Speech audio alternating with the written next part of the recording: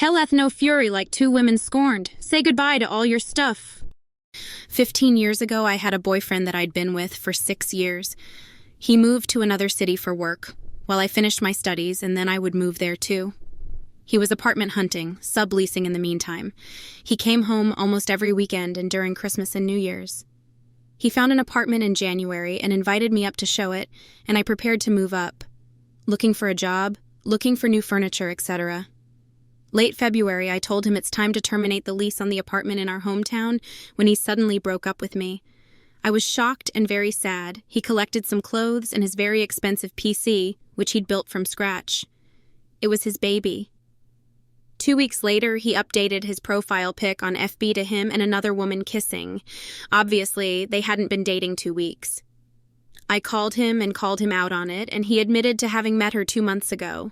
He was at the airport to travel abroad with his buddy for the weekend, so we didn't talk long. That same evening, I decided to tell the new GF.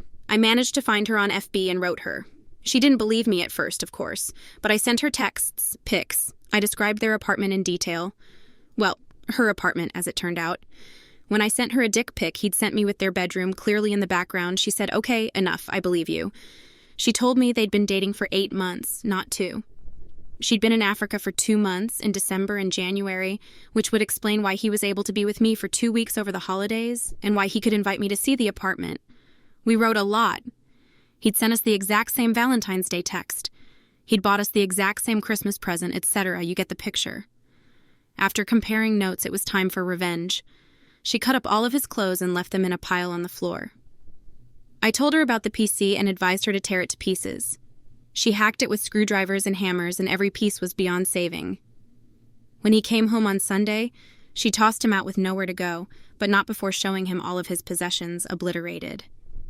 I need to clarify that legally. It was my PC. I'd won money on one of those scratch lottery tickets, but since we were living together, I kind of thought of it as ours. Huge mistake.